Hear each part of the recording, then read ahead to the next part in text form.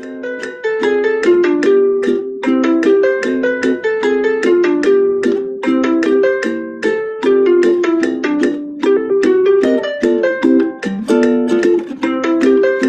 did that sub. It sounds good.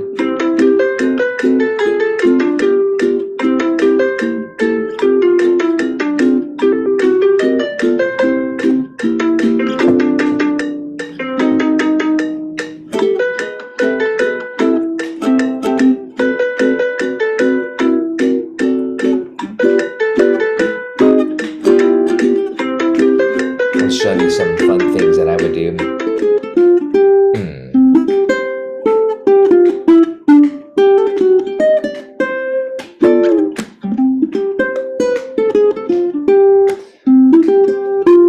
Fifth fret, and then the fourth fret here.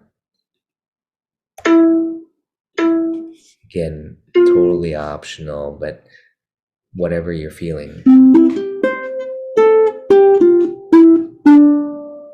And then, now if these slurs are new for you, you gotta get these slurs. Hammer and a pull off, that's a slur. Only one stroke. Hammer, pull. And a pull is more of a tug. You have to tug it in there. Triple it. It's actually easier at a faster tempo.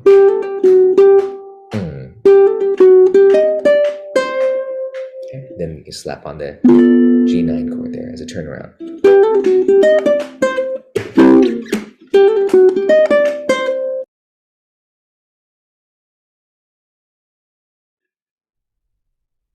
Hello everybody, welcome to this bonus behind the scenes process video lesson. It's a Gypsy Jazz ukulele lesson. This is also kind of a bonus video lesson for those who are taking the current term of Gypsy Jazz Bootcamp and Repertoire. So what we're looking at here, I'm just going to go through the process here. I've got the Sound Slice practice video loaded up that I sent out. And this is Django's swing guitar, or swing guitars, plural. You choose the title that you want. And so we're looking at just the ukulele lead sheet here, the chord symbol on top and the tabbed out melody. And remember, the tabs are just kind of my suggestions, and this is for low G tuning, by the way. However, I'm going to kind of just read through this. I'm actually going to probably make a few corrections too. And I hope that you also, take into consideration that you can always modify it. You don't have to follow my tabs strictly.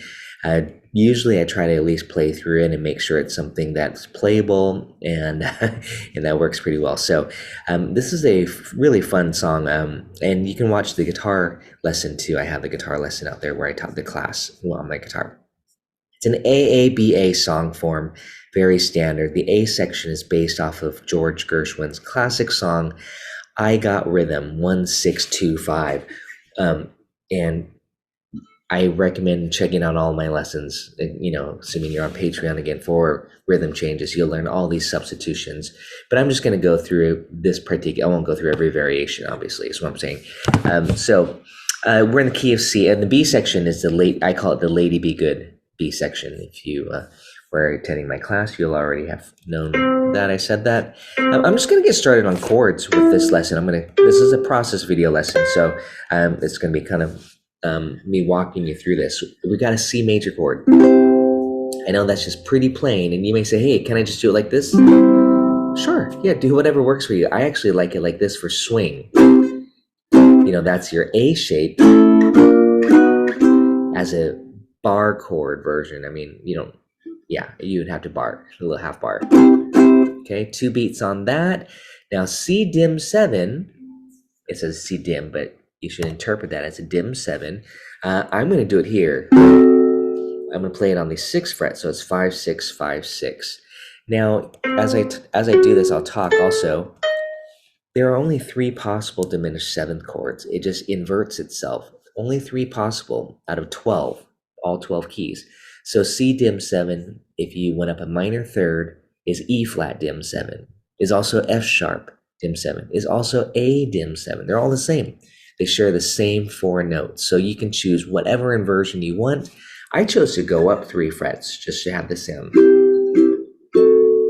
And that's going to be the only shape you'll probably use on the uke. I don't think you'll, yeah, no, I would just stick with this shape. Definitely, so when you see that shape, you know, you're playing dim 7 here. You can also just, I'm going to rename this. I said C dim, but I'm going to rename it for E flat dim 7. That's often what you'll see in books, a little bit more than C dim. But I'm going to demonstrate for you if you just stayed on the C on the top like this. Okay, I just stayed on the 3rd fret instead of going up to the 6th fret. And I'm referring to the 1st string, just so you know. You can pick and choose. And if you really wanted the easy version of it, just you see like this and then diminish it. Okay, I'm going to show you both, just a little courtesy demonstration. D minor 7, you can do the easy version here, and then G7. So you might have something like this. And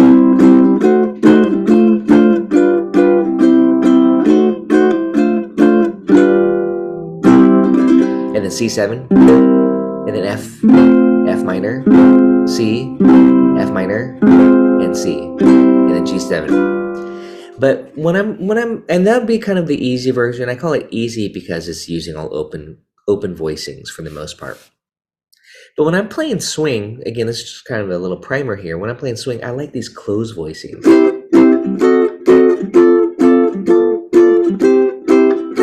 I like them all fretted with no open strings. Don't get me wrong, this is fun.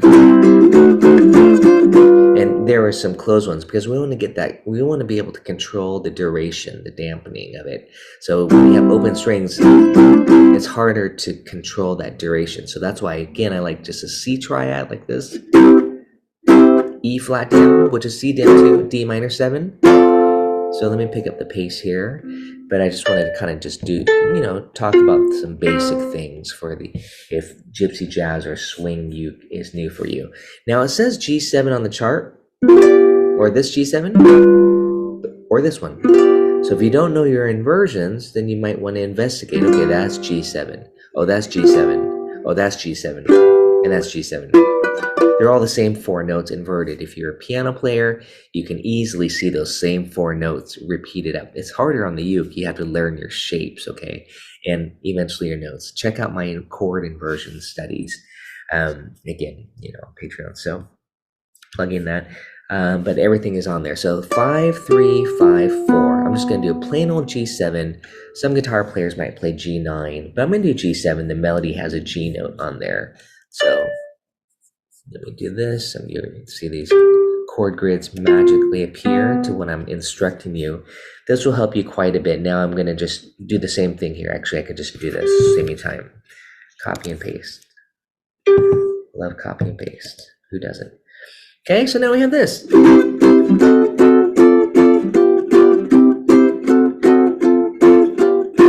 And notice again, I'm going to do it slow.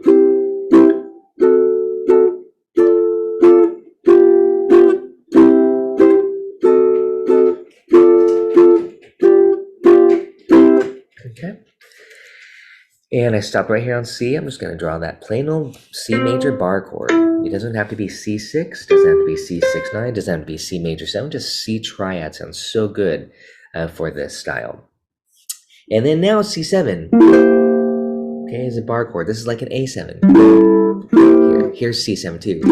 So again, if I were to do the easy open chord style, then you would do it like that. And that's totally fine if you want to do that. Okay, I'm just going to show you kind of my approach here for the swing uke with these closed voicings. Okay, fretted. Okay, everything's fretted. The F here, I'm going to go to F6. And if this is new for you, this will be cool because you'll be like, oh, F6 is the same as D minor 7. That's true. They're the same 4 notes. D minor 7 equals F6. Just like C6 equals A minor 7, if you didn't already know that. That's very important to know. And then I'm going to make this F minor 6. And again, that gives it a nice Django-y flavor. So I took the 3rd degree and I lowered it, the A to the A flat, to that note. And listen to this. Back to C, F minor 6, C, G7. but I'm going to do G9 just for fun for the turnaround. We could even get a bluesy and go A flat 9 to G9, but I'm going to keep it simple. We can do a lot of fun stuff. And there's C. This F minor 6, just like this, but I'll just go ahead and write it all down. Okay, and then back to C. And it's just C major triad. And then G, I'm going to go to G9 just for fun. And that's your A section. Easy. So I want to show you the G9 chord for a second. Here's G7. Although to create a ninth chord on the uke, we want to take the G7 and take the root and go up a whole step. And now it's G9. Leave everything else the same. Okay, so G7, take your root, the G, and go up a whole step. And that's G9. But the funny thing is, this can also have another name. It can have two names. It could be called D minor 6 or B minor 7 flat 5. It actually is those because we don't have the G anymore. We lost our G, so it really isn't a G, but it's sort of an implied chord, G9. Even though there's no G in this anymore, we replace the A with the G. So again, that's pretty cool. You're really playing D minor 6 on the G9, and that's very important for soloing. Because then you start to think your D minor phrases, D minor licks over the G9 chord. Okay, for soloing purposes again.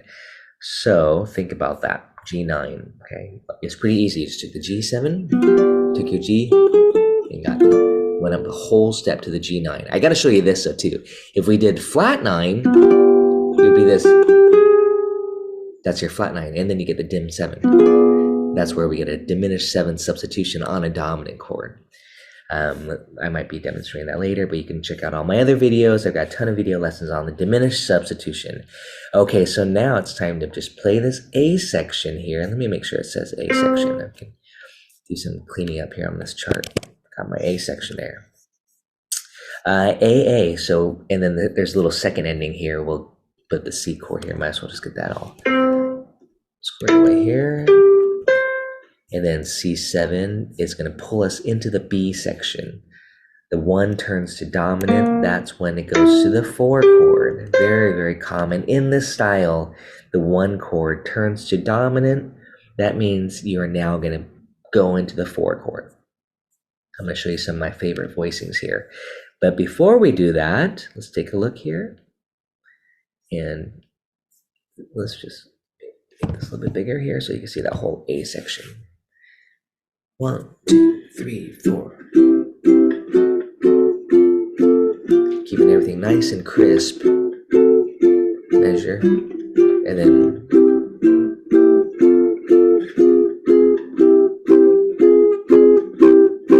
and repeat it.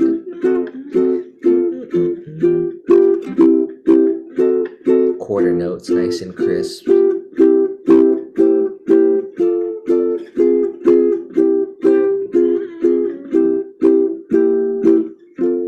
B section. A little bit faster. 1, 2, 1, 2, 3, 4.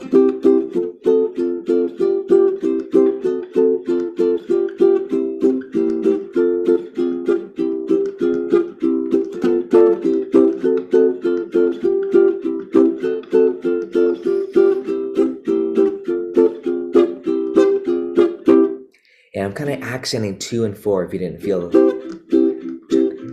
leaning into that like a snare drum playing brushes.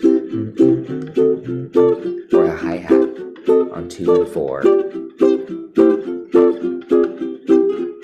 You can shuffle it like this. If you want the but that's usually to get the band going in the soloist to get it more exciting. So just start very basic quarter notes, short and crisp, slight accent 2 and 4. Okay, so I'm just going to walk you through the chords. Again, this is a bonus lesson to get everybody started here. F6 if this swing ukulele is new for you, which is swing, gypsy jazz, is all the same. F6 here, which is also D minor 7. Then we, oh, sorry. And then we want to turn this to F sharp dim 7. Now, remember what I said earlier, C dim 7, E flat dim 7, F sharp dim 7. So you could do this one, or here, or here, or here. They're all the same. So that's kind of, again, you have, I usually say to students, and even to myself, you have 1 out of 3 chance of getting the right diminished 7. As long as you know your formation, you're either going to be here, here, or here, you know, before it repeats again. So this one's going to be on C, or here, which here's our D, so this is the E flat dim, but it's also F sharp dim. So that's why I kind of instantly went here to here. Okay, just think of it as just going up a half step from the D note, the F6, to create that tension. So it's 5, 6, 5, 6. I'm talking a lot here. And then C6, and you could just go back to here, but I'm going to go here. Why am I choosing this C6 here? C6 is also A minor 7, by the way. Voice leading to go like this. Is that nice? Okay. So if that's new for you, you got a new chord shape. And yeah, you can just go down here if you want. Okay, kind of boring, but you could do C. Nothing wrong with boring, but you could do F. This, I'm showing you kind of just the easy way. Then diminish here, C diminish 7, and then C back to C. Okay, you can just do that if you want to. So it'll be like this.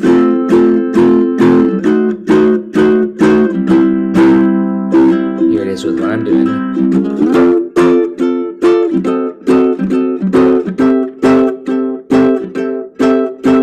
And this A minor 7 that you see here, I'm going to get rid of it. A minor 7 and C6, they're the same 4 notes. You know, that's kind of more for the bass player if they want to go, but it's kind of confusing for us. So it's just important to know that if you learn your A minor 7 inversions,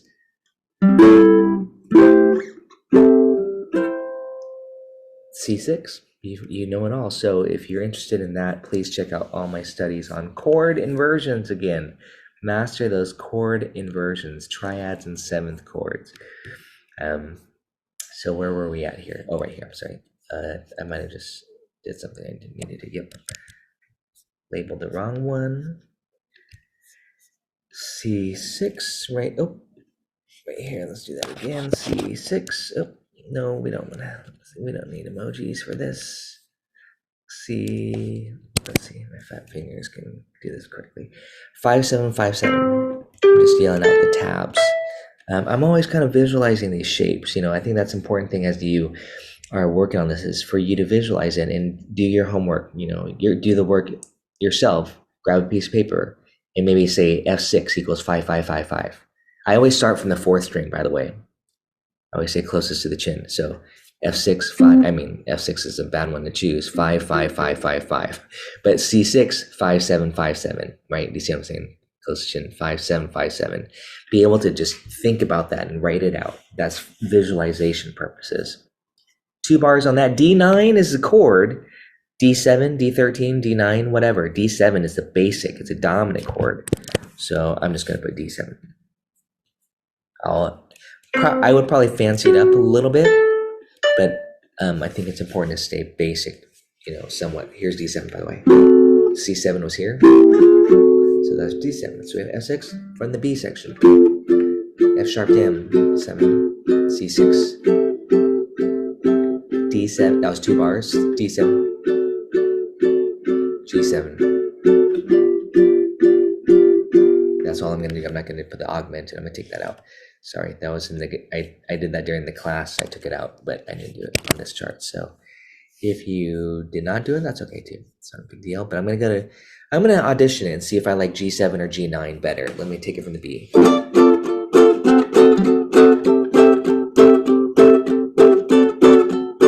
G7. Just G7 is fine. And the low.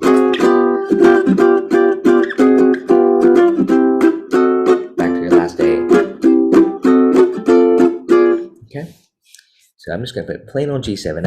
I didn't even try out the G9, but I just thought G7 worked really well. So let's stick with that. But if you want G9, go for it. Okay, so 2 bars. And here we could do that A flat to the G7, like this. Again, I'm not going to write it. It's more stuff to write in, but I want to keep it simple for this. But if you wanted to, you can definitely do that. Let me write in the B section here, and then we'll take a look at the melody. We won't play through the whole melody. It's pretty straightforward. You can just push play on the space bar and you can hear that playback for you. I think I'm going to just correct a couple things, so tab-wise, my recommendation. And then we're to the last A, and that's it. So it's an AABA song form.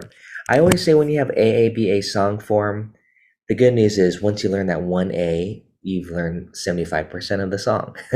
In the B section, generally people just improvise it anyways. I'm kind of talking more about the melody, but you know, the melody they would improvise, but not the chords. Of course, you gotta learn the chords. But in this case, I'm just gonna copy and paste it because we just did this up here. So check this out.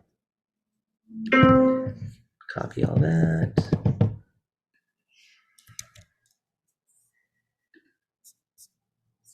Go over here. In. So I have to do all those chord grids all over again. And there's our A section. And I'll write this final C6 chord here. Actually, just a C triad. That's it. Now I'm going to show you something in case you didn't take my workshop, my class online, and you have not used Sound Slice. We're going to put on the metronome. We're going to count in 4 beats. You can do it longer if you want to. Let's check out the tempo here. 145. I'm going to slow down a notch. 110. Click on here. The beginning. You can also just use return and listen to this.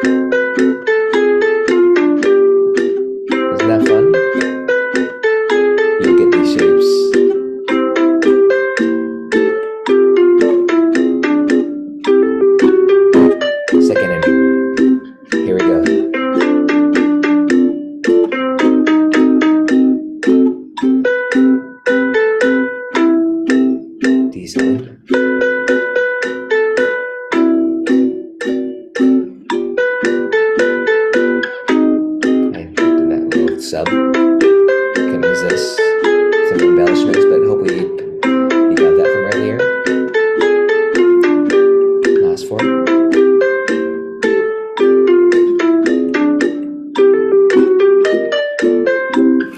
And there I wanted to do something different too. Just to show you I wanted to do this. I think I'm going to write that in for fun.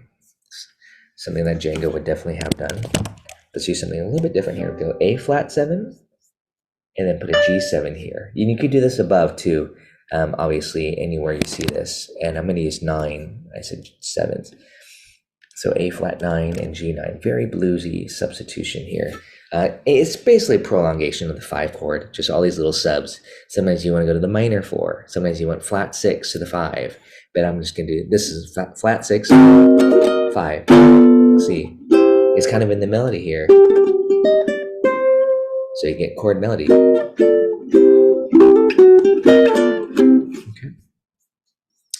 That's G9 here. Let's see if let's fix the shape.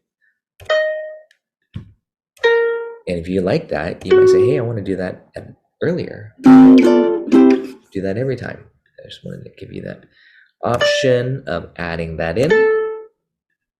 And again, oops, maybe I'll do that. Maybe we'll play through it again faster. Let's see, 150. Should we try it? From the top, let's push return. That goes to the beginning. Definitely use Sound Slice. Such a great practice tool. In this case, we have the metronome, and then you're supplying the rhythm.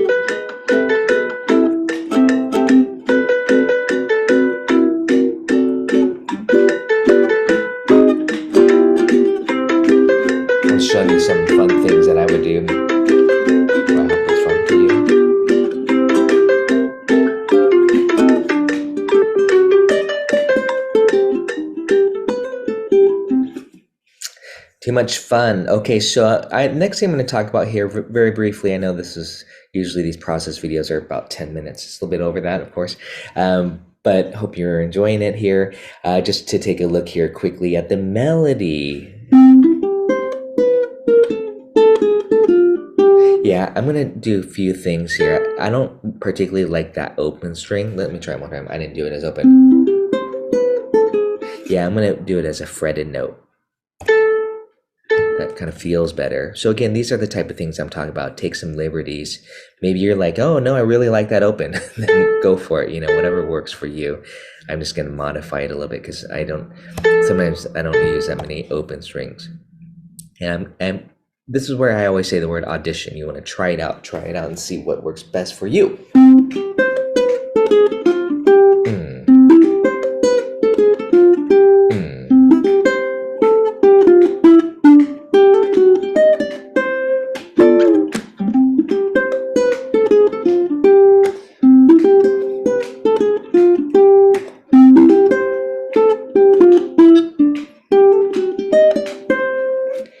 So I kind of played through that fast. I like the fingering of. I just wanted to kind of feel it. That's to me important.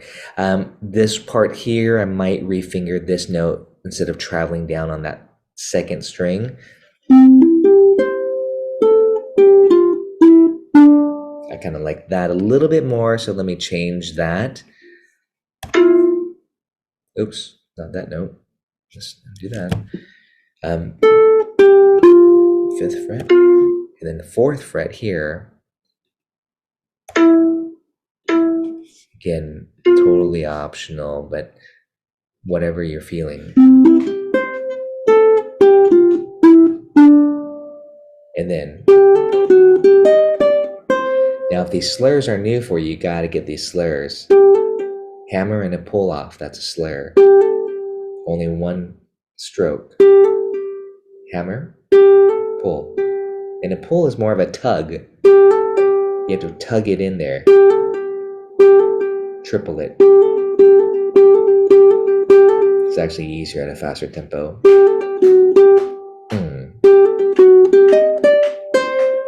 Okay. Then you can slap on the G9 chord there as a turnaround.